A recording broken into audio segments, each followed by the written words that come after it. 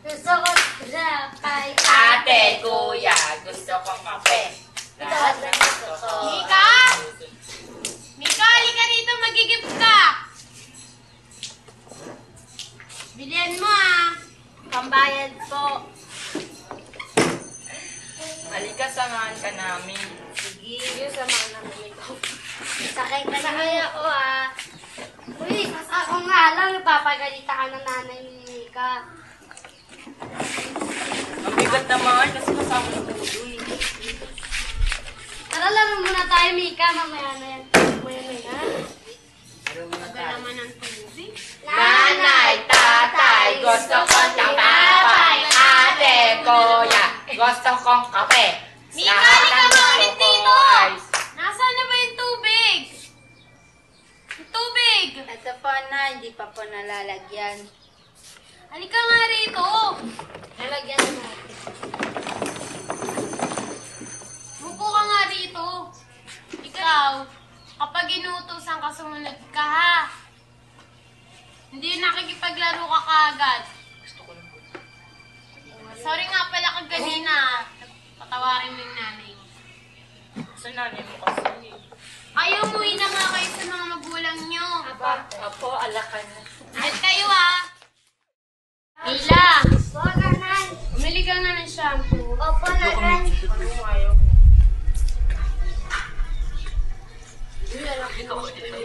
Naya, dala ko na. Di ba sabi ko shampoo? Sabi mo mali yan, paling mali ba? Paling mali. Opo, nanay.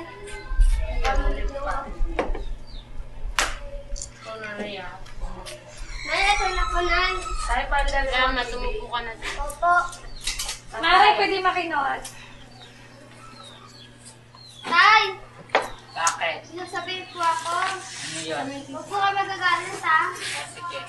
Sabi mo, wala ko po yung pera. Wala, bakit mo wala ng pera dapat? Ingatan mo, ilalagay mo lagi sa bulsa mo. Kasi pagalaglag po O sige, sa susunod ingatan mo ilalagay mo ulit sa bulsa mo Opo. Sa susunod na lang, hindi na lang kita bibigyan ng isang linggo baon. Opo. Okay. Alex, Marie, Bakit po, tito? maghanap nga kayo ng ng panggatong. Wala po. Sige, ako na lang maghahanap Ano yung nanap ko? Mga bata. Mati po.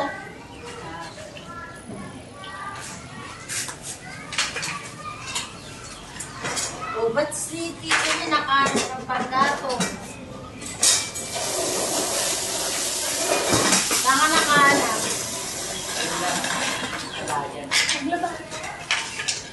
Sige, lagaan mo muna doon sa niya. Maglalaba lang ako.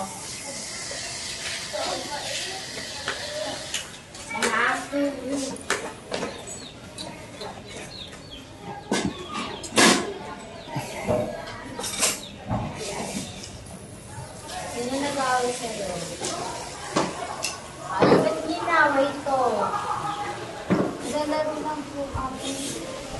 Dapat din ginaway yung pinsan nyo. Sige, kain na tayo.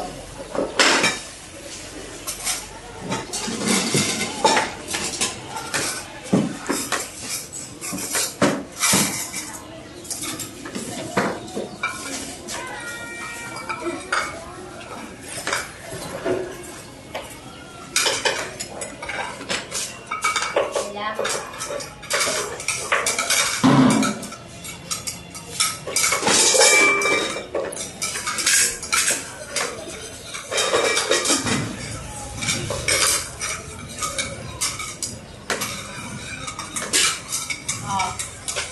Marianex, pwede ba kayong dalawang magugas? Ako.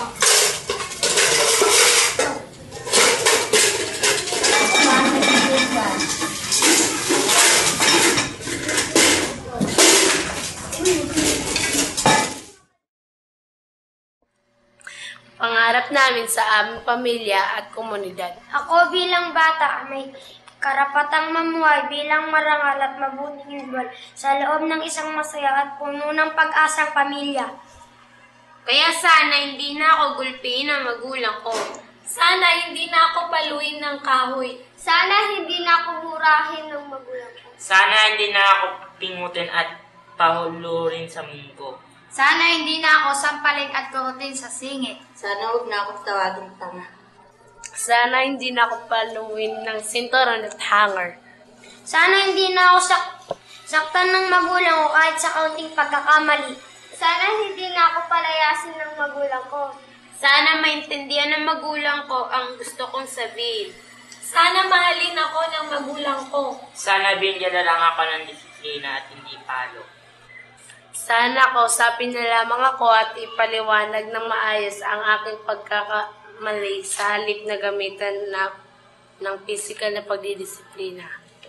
Ang isang komunidad ay halos binubuo ng pamilyang naninirahan rito. Kaya importante ang kalagayan ng isang komunidad na may pamilyang naninirahan. Sana may mga pamilyang nagmamahal at namumuhay sa marangal. Sana may paaralang gagabay sa mga sigati at magbibigay ng pantay-pantay na serbisyo at pagtingin maging mahirap ka man o mayaman. Sana may palaruan ding maayos at malinis na mapapakinabangan ng mga batang gaya ko. Sana may mga taong nagmamahal at nagpapahalaga sa inang kalikasan na handang magtaguyod ng kaayusan at kalinisan ng aming komunidad. At higit sa lahat, sana ay may matatag at malinis na simbahan o moske na makakapagsimba ang bawat pamilya. Simbahang pinatatag ng bawat pamilyang may buong pusong pananalig at pagmamahal sa Diyos.